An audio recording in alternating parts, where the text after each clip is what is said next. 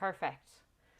So, guys, I have the absolute pleasure of introducing our guest speaker this afternoon, somebody who I've been working with in the past. Okay, so I'm delighted to introduce Dr. Charlie Kerrigan to you now for our workshop this afternoon. Dr. Kerrigan is a research fellow in classics at Trinity College Dublin, and he teaches there Latin to both undergraduate and postgraduate students. So we're delighted to have an expert now with us this afternoon. His research interests include the reception of Virgil and also Latin pedagogy.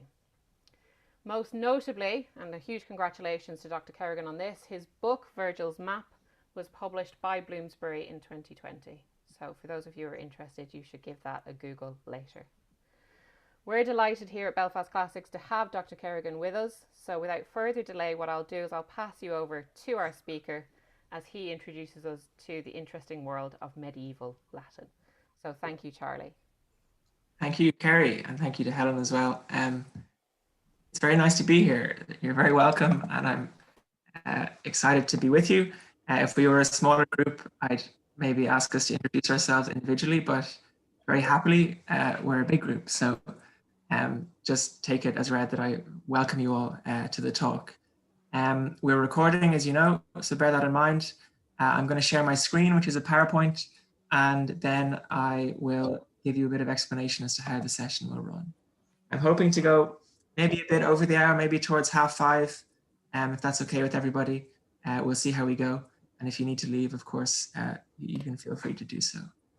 Okay, so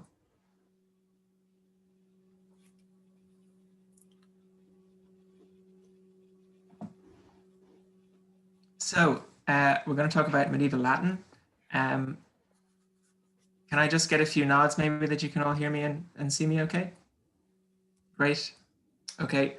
And I will be keeping an eye on letting in people, so just be aware of that as well. So what is medieval Latin? Here's a big question. I have some expertise, but this is by no means the last word on medieval Latin. This is just an introduction for you all. So what I have in mind for today is I'm going to speak to you for a bit, and then I'm going to take some questions. We might have a little bit of a practical session, which I'll explain later in the session, but for the moment it'll be me talking. I have some handouts for you, which again I will share with you at the correct time. And if you want these slides afterwards, I'm very happy to forward them to Kerry or Helen, or to get them to you in some way. Okay, so if that's helpful, I'm very happy to do that. We're recording now, as you know. I'll stop the recording for the Q&A if that's okay. Just so we don't have any kind of that's just better practice to stop recording for that unscripted session, as it were. But this is being recorded. Just to get you thinking about what medieval Latin is, here's a woodcut engraving by Albrecht Dürer, the German artist, Saint Jerome in his study. Okay, so Saint Jerome, fluent in 3 languages, Hebrew, Greek, and Latin, translator and reviser of the Old Latin Gospels, and indeed the Latin Bible. And this image nicely brings up a couple of the things that come to mind when you talk of medieval Latin. So we have intense scholarship. We have a Christian context. We have a man. Okay, so to what extent is our archive of medieval Latin a male archive? It's not entirely, but these are just the broad themes I want you to think about. To what extent is our archive of medieval Latin a religious archive? And to what extent is this kind of Latin, this kind of intellectual literary Latin of importance? Okay, so you're very welcome, and here we go. Let's begin very broadly and talk about types of Latin. What types of Latin might there be? Well, we're starting from scratch. First type of Latin, of course, is the spoken language.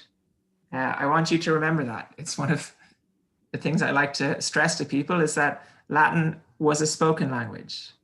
But because of how history works, we have no evidence, we have no audio recordings, as it were, of native speakers speaking Latin.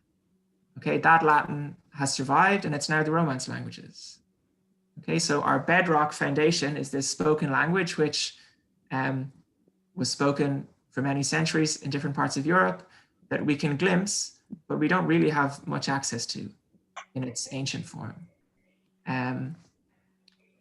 Which leads me to the first distinction, which is between spoken Latin and written Latin. So it might be too obvious to be obvious, but remember that every time we talk about Latin, we're talking about written language, okay, which is something actually quite different from spoken language. So written language is a representation of speech with varying degrees of accuracy. So for instance, even the English text that you might write doesn't really necessarily correspond to how you say the words. Same goes for Latin.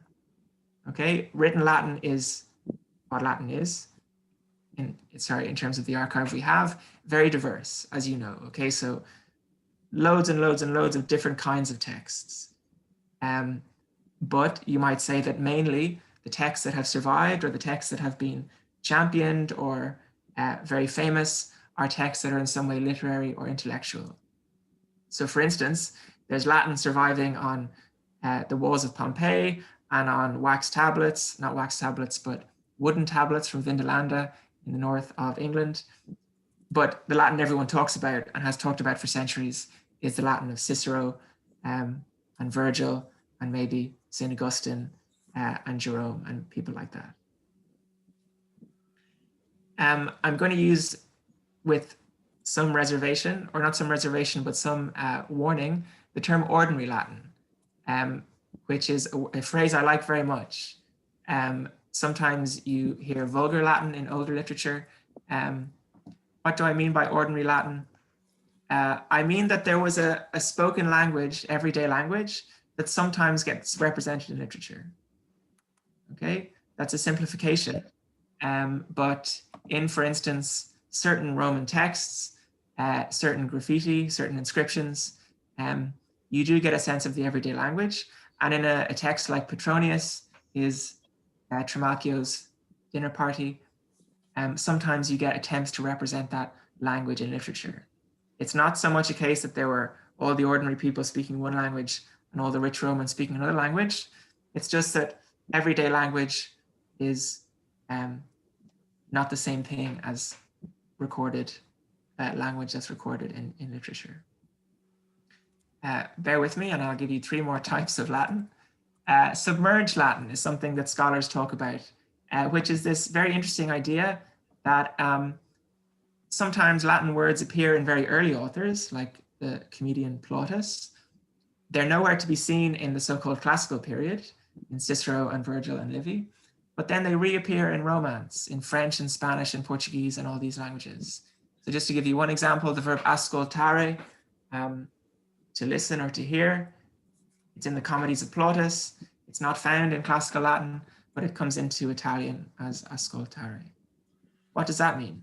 Well, too big a topic for me to pick apart here, but you have this idea that there is, again, you can see my interest, there is a current of ordinary Latin flowing beneath the literature and reappearing in the Romance languages.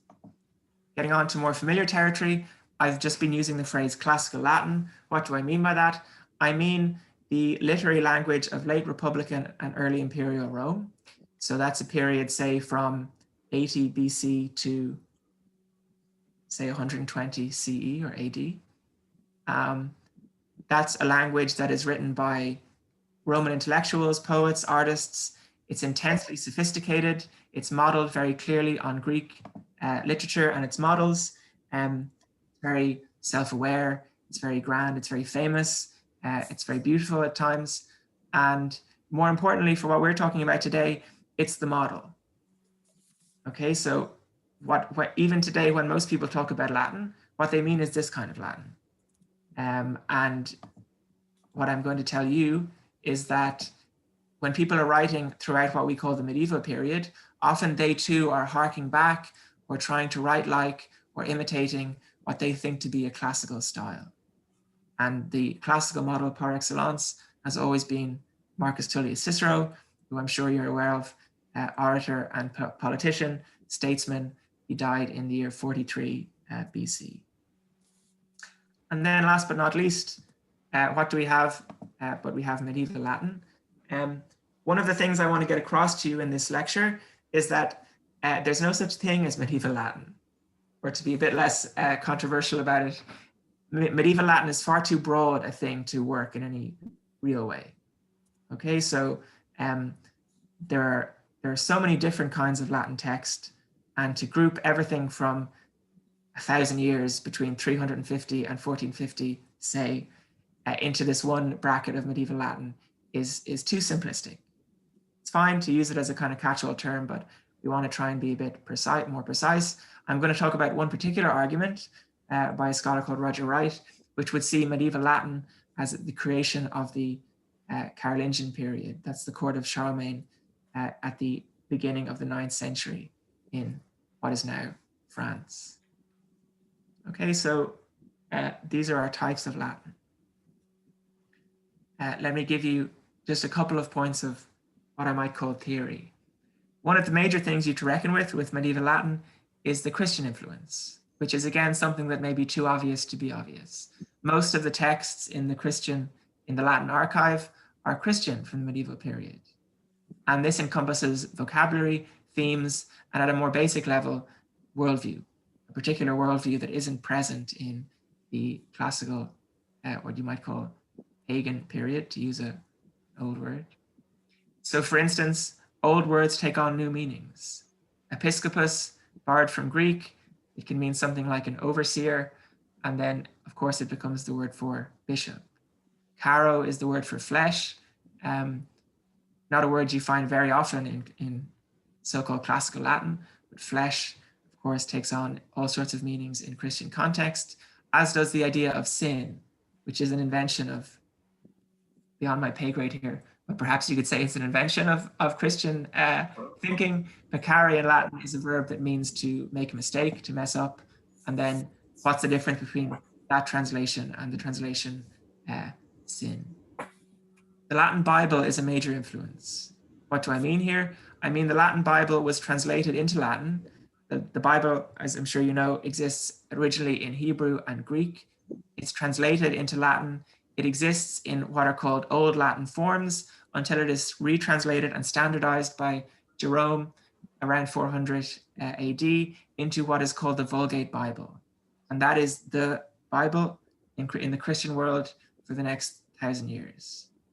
But that brings its own issues. It's a very complicated text in itself. It's full of Hebrewisms and Greekisms, if you want to call them that. It's a translation text. So it's not exactly, it's a very stylized piece of work in itself. It's not some kind of naturalistic Latin. What's my second point of theory for you?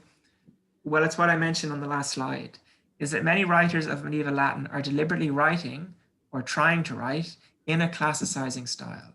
And in fact, this is something that goes through the whole history of Latin, not just in the medieval period. They are imitating the classical Latin of ancient Rome, and in particular that of Cicero. So on the one hand, you have stylistic innovation. So for instance, St. Augustine is someone who is very well versed in what you might call Ciceronian Latin, but he's also an innovator. He writes in a way that is very original and new, and he himself becomes a model for later writers. Christian hymns, okay, with simple rhyming lines. These are things you wouldn't see, obviously, in a pre-Christian context. So there's levels of innovation. But in general, and here's something I'd like you to remember, it's not so much a question of when someone is writing as how they are writing. Okay, so it doesn't matter so much whether someone is writing in 200 AD or 1200 AD. It often matters more how they're trying to write. You can have people writing in the 14th century just like Cicero, or the 15th century just like Cicero. Okay? So just trying to get you thinking about how this medieval Latin is a term that's actually full of holes, the holes that are useful for us to think with. So my final point of theory is that there is no neat chronological journey from early to classical to late to medieval Latin, or no such journey fits with the available evidence. Okay, so these are very convenient labels, but things are more complex. Words which appear in Plautus, early 2nd century BC, reappear in the Bible, and they even reappear in the Romance languages, as does, for instance, the accusative and confinitive construction. So you might think that the accusative and infinitive construction is something that's typical of classical Latin and that gets jettisoned in medieval Latin. Well, that's not true. That's what I thought until I researched it further. Okay, so very interesting how things are more complex than they appear, and you have all these different things that medieval Latin can mean. So those are 3 points of what you might call theory that I want you to bear in mind: the Christian influence, the classicizing style, and the issue of chronology. If you do have questions, of course, I'd ask you to keep them to the end, and you're very welcome to ask me anything at that point. Okay, so a feature that looks late or medieval, quote unquote, may not actually be late or medieval at all. Here, as I've alluded to, is one example idea of what medieval Latin might be, which I've come across relatively recently and which I find very interesting. If I could just ask you if you are unmuted to mute yourself, which will help on our help with our audio. So just try and kind of do some imagining for me here. At one point, people of Latin-speaking Europe spoke Latin, okay? And some of those people also wrote in Latin. And the gap between what those people were saying and how it was represented in writing was relatively small. It wasn't perfect because you and I don't write as we speak. Okay, so I hope this is clear what I'm saying. Say, take the year 250 AD. Okay, the gap between how people were speaking Latin and how spoken Latin was represented in language was relatively small. Then what does everyday language do? It changes all the time. Language is constantly changing. So what you have then is a literary language, the language of the priests and the bureaucrats and the officials, which becomes increasingly divergent from what the people at the crossroads are speaking like. And there's a term used in linguistics called diglossia, which is this idea that there was an educated elite who were able to write and speak in Latin, the Latin that is proper Latin, quote unquote, with all the I's dotted and the T's crossed and the endings correct and the genders of the words right, etc. But in their daily lives were speaking something that was, well, that was becoming French or becoming Italian or becoming Spanish, right? And then for Roger Wright, and I'm inclined to agree with him, I suppose I'm inclined to be convinced by him. I don't have enough expertise to be that blasé about it. But his argument, and I'll give you references to all these things. He thinks that the decisive moment is this Carolingian Renaissance, this around the years 800 AD, when Charlemagne is the, what is he? He's the emperor of the Franks. He is crowned in Rome as Roman emperor. Some of you are very likely much more expert in this period of history than I am. But anyway, he has a court around him, and what they decide to do, led by a scholar from England called Alcuin, is they decide to enforce or return to classical models of orthography, which is writing and pronunciation, in their official, bureaucratic, and religious language. Okay, so the history of Latin is always marked by these moments of conservatism, where people want to try and write like what happened before them. That's what the classics are in a certain sense. And again, I'm giving you a very simplistic summary of what is obviously a very complex phenomenon. But you have this break where Latin goes one way and becomes medieval Latin. It becomes a dead language, if I can use that term. It becomes a language of literature, philosophy, etc. But then the spoken language goes its own way, or has been going its own way and keeps going its own way. You see what I mean? So on a kind of an upper track, you have this language that is now going to be a language of intellectualism. And on the bottom track, you have this language that is going to become the Romance languages. And our first texts in early French, Italian, and Spanish, etc., are our first glimpses of those new writing systems taking effect. So I was very struck by this argument, partly because what most people take Latin to be, and what I took Latin to be, certainly when I was learning for the first time, is this Latin. It's this Latin that is an educated script rather than a spoken language. So I just find this very interesting.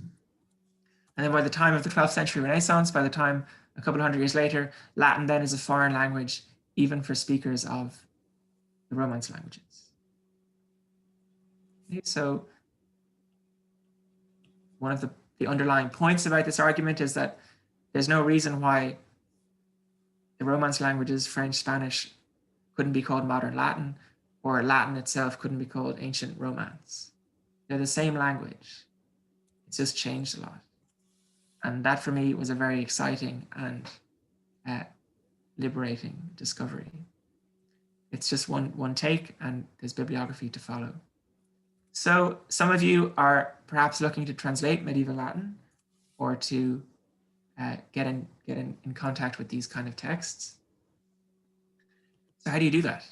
Well, that's the million-dollar question. And the answer is both good news and bad news at the same time. The good news is that there's, here, let me read what I've written. The golden rule is to aim for proficiency in Latin, not medieval Latin. Master the rules as best you can, and then think on your feet to tackle exceptions and variations, which exist in any form of the language. Okay, so you're not going to get anywhere a foolproof guide to how to translate medieval Latin. As I've been trying to convey to you, it's far too various to fit into a neat handbook. So what you guys need to do is what I presume and suppose some of you are already doing, which is trying to get good at Latin in general, which is classical Latin, which is the Latin that you learn from the grammar books and from your teachers and from the classical authors. That's good enough. And if you can get in any way proficient, Latin is very difficult, but if you can get in any way proficient with Latin, that's what you're doing. And then what you do is you just think on your feet. Okay, so, you know, you always you expect a dative and you see ad plus the accusative. You don't panic. You can probably work that out on your own.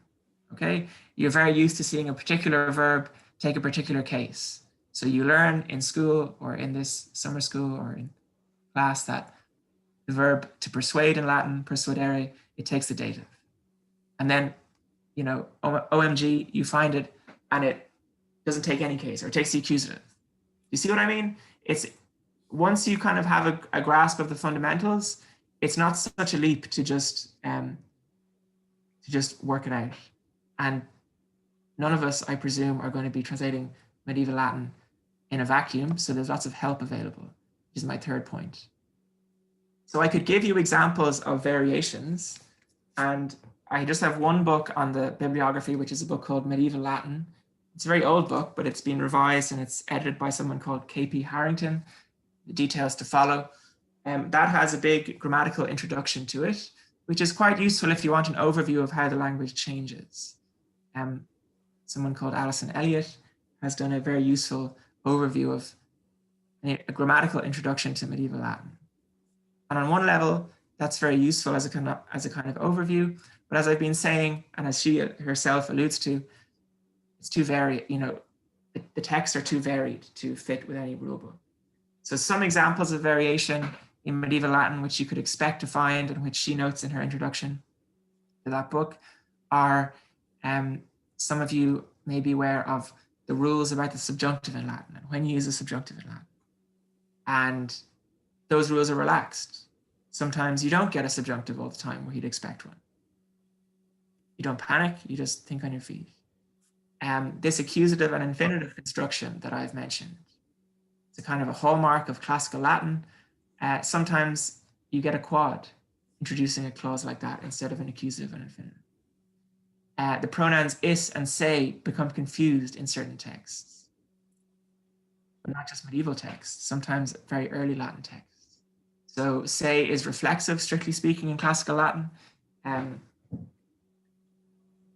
whereas is not.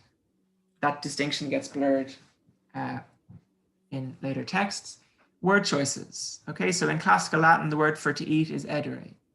But in medieval Latin, you have these words manducare and comedere, which are the ancestors of words like manger in French or comer in Spanish. Grandis takes preference over magnus. There are all these fascinating choices that have been made over the years. So casa is the word for house in Romance, not domus, etc., etc. And as I've been talking about, different constructions. So on one level, to kind of be exposed to those things is useful, but really there's no rule as to when and why such variations appear. So my advice to you, as I've said, is to not so much to worry about what medieval Latin is, but rather just work at your Latin grammar and go from there. The final point is no less important. It's that help is available. Okay, so please don't struggle away at medieval Latin on your own. If you are doing it, you have your resources these 2 weeks. You have great teachers. You also have online resources. One thing I want to highlight for you is the Dictionary of Medieval Latin from British Sources, which I give you instructions to find that on the sheet I'm about to give to you. What is that? It's a dictionary of, it's what it says, it's a dictionary of medieval Latin, but it has all the meanings you need. Okay, so to take a very obvious example, episcopus. You're not going to find episcopus means bishop in a classical Latin dictionary, or you might, but in other examples you won't. Where you need to go for the right answer is a medieval dictionary. And it just so happens that this excellent medieval dictionary is available free to access online. Okay, so I would put that front and center as your go-to for medieval meanings. Pay attention to historical context. That's a no-brainer. Okay, so if you need to know something about what you're translating, if it's the life of a saint, for instance, if it's a hymn, if it's a secular text, and I've given you, and I will go through with you, a list of resources that I have on a handout. Okay, so that's how to translate medieval Latin in a single PowerPoint slide. And now I just have for you 5 very short examples of what medieval Latin looks like. So here, for instance, is the opening of St. Augustine's Confessions. As I've said, Augustine looks both ways. He, on the one hand, is steeped in Ciceronian rhetoric and can write like Cicero when he wants to. But on the other hand, he's from a completely different world than Cicero was from. He's from a Christian context, and also he's a stylistic innovator.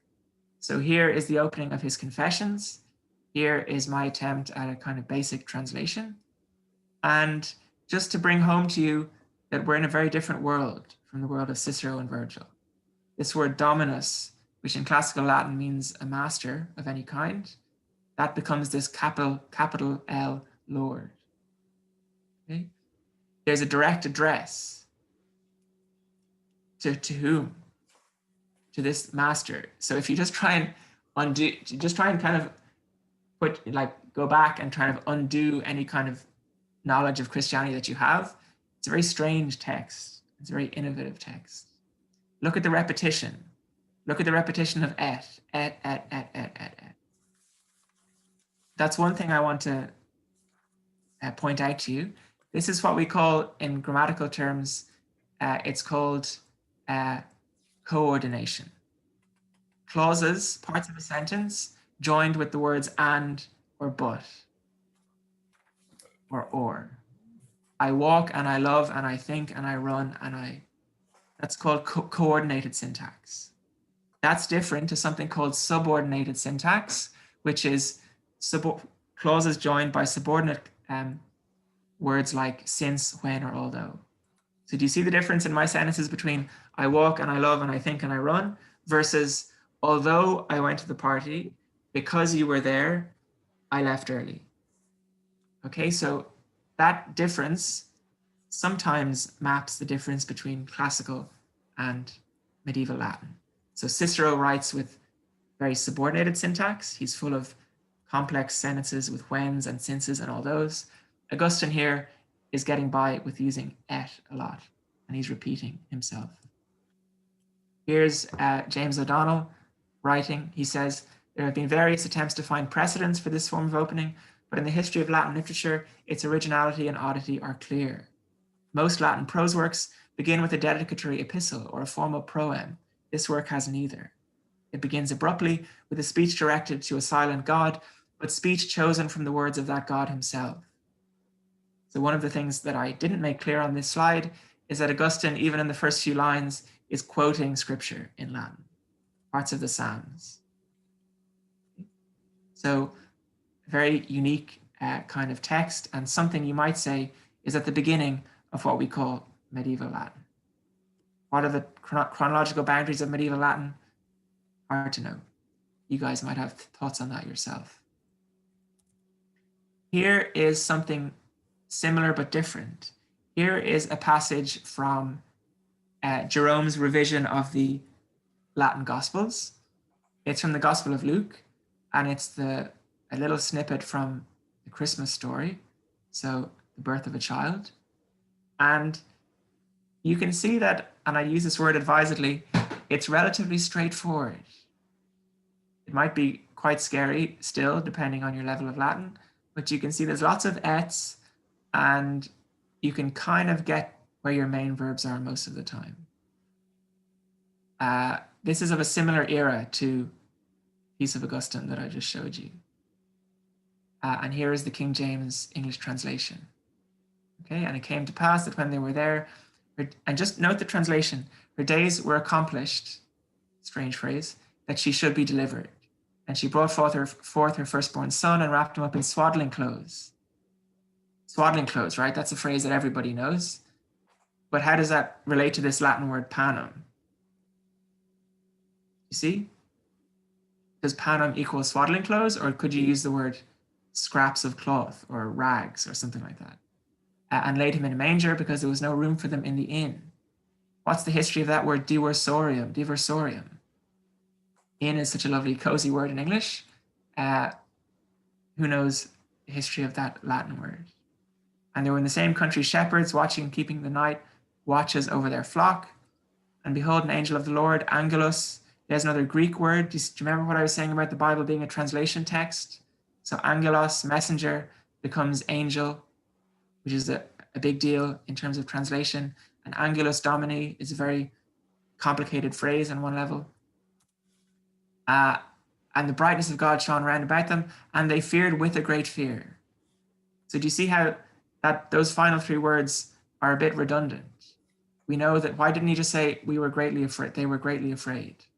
Why did he have to say they were afraid with a great fear? I don't know the answer to that question. Is he translating directly from Greek? Is he trying to be super clear and simple? Is he doing it for some other reason? Okay, so I don't have all the answers here, but I hope I have some of the kind of right questions to ask, as it were. Note again that we're in very much coordinated syntax, lots of ands. There's a couple of subordinate clauses in the first line. There's two of them. Cum esset ibi, when they were there, and ut paret, that she gave birth. But then it's pretty straightforward in terms of syntax. Okay. Here is Jim Adams, who, again, I have on the handout for you. Christian Latin was heavily influenced by versions of the Latin Bible, and the Bible was a translation text, full of artificiality and translationese.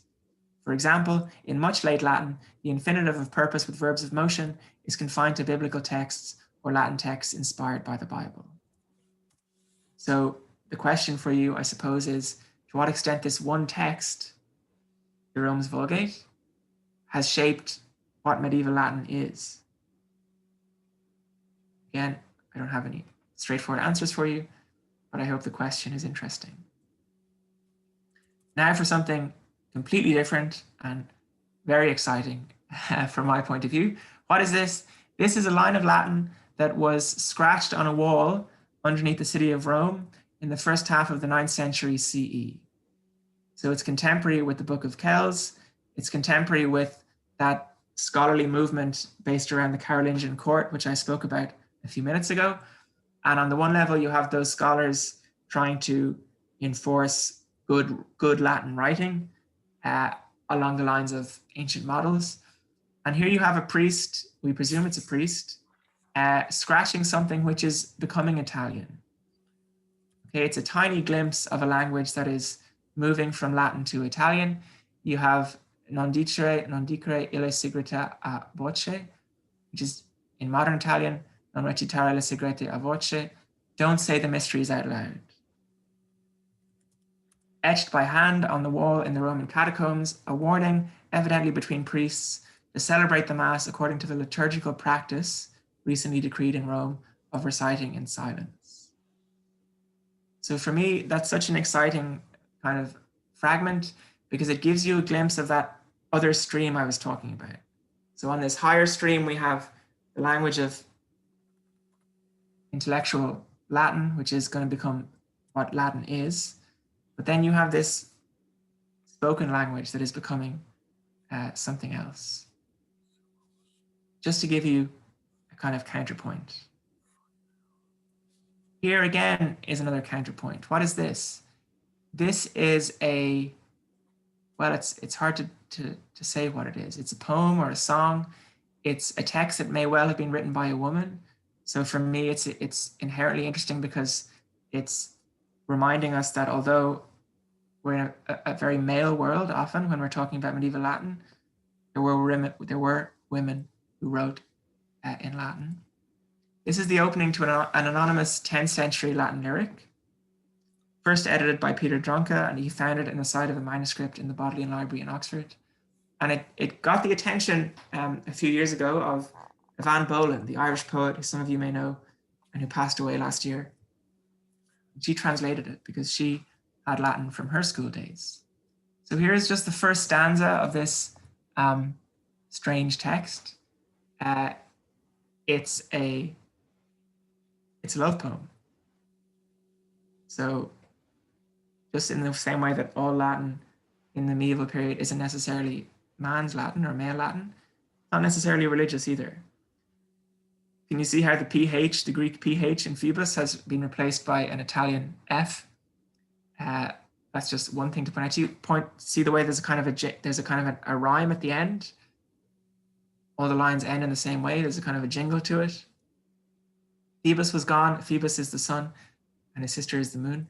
Phoebus was gone, all gone, his journey over. His sister was riding high, nothing bridled her. Her light was falling, shining into woods and rivers. Wild animals opened their jaws wide, stirred to prey. But in the human world, all was sleep, pause, and relaxation. If you want to read the rest of it, you can read it very easily online in, again, info on the handout. And here is Boland speaking. Phoebus Abierat is a mystery. It was written in Latin at the end of the 10th century in northern Italy. It describes, in the voice of a woman, a meeting with a spirit lover. By any standard, the poem is extraordinary. It is rapid, passionate, a quick arc of sounds and meaning done in a language which does not usually bend to speed. Its edges are burned by vision rather than explanation. Who wrote it and why? We will probably never know. So as often is the case, a poet is particularly good at explaining a poem. So that's Evan Boland on an anonymous 10th century Latin lyric. And then here is my final example of medieval Latin. What is this? It's the opening of the Topographica Hibernica by Geoffrey of Wales, who is also known as Giraldus Cambrensis, who is very famous or infamous in Irish history for writing his account of the Irish and Ireland in tandem with the Norman conquest in the 12th century, and for describing how Ireland is a place that is, well, you might say he's facilitating the colonization of Ireland, right? Because he's saying that the Irish are barbarians and the place is empty and in need of some work. Again, I'm not an expert in that context. I'm giving you the opening to this work because it is a great example of what I've described as classicizing style. So here is someone who is intensely well educated, and he's writing Latin that is very correct, very stylish, and not a million miles away from something that Cicero would have written. There is lots of subordination. Okay, so in the first, look at how complicated the first sentence is. You have the dative participle at the beginning, which is something you find a lot in Cicero. You have an indirect question. You see how sit is subjunctive because it's an indirect question. We have a relative clause, quam ducimus. Where's the main verb? You're still looking for it. Videtur. Okay, so all those knots and tricky parts that you associate with Livy or Cicero, they're here too. Okay. As I consider how short and uncertain is the life we lead, literally in his Latin, to me considering. You see that, the dative? How brief and changing is sit, subjunctive, not indicative. He knows his rules, which we lead. It seems to me to have been excellent, the aim of those men who, with the course of their life not yet finished, there's an ablative absolute, not quite, okay, because it's not cut off from everything else, but you can see patefacta via, thought that it was worthwhile. There's a really tricky kind of expression, to be worth something, pretium operae, a real headache if you're a student of Latin. To consider it worthwhile to leave some memorial in the world to extend their fame, you get the idea, okay? Hopefully this is proving to you my point that it's not so much when or what someone is writing, not so much when someone is writing as what they're writing. Okay, so here you have someone writing hundreds and hundreds of years after St. Augustine, but he's writing in a very classical way. So 5 examples for you there. Gerald of Wales, our medieval Latin lyric, our Roman graffito, our Latin Bible, and our St. Augustine, just hopefully giving you an example of the richness of medieval Latin. Lots of things I could have brought in, I didn't. So papal bulls, bureaucratic letters across medieval Europe, hymns, etc., etc., etc., etc. It's a huge field. So I'm going to conclude now the kind of lecture part just by summing up and saying that medieval Latin is the name given to many different types of writing from many different periods and contexts. It is too diverse to reduce to a set of rules. Nevertheless, it is often, but not always, Christian in context and incorporates both innovative and conservative styles of writing. Good classical Latin grammar is the best place to start for translation, making use of all the available help. Okay, so bear with me now. I'm going to stop recording. Sorry. I'm going to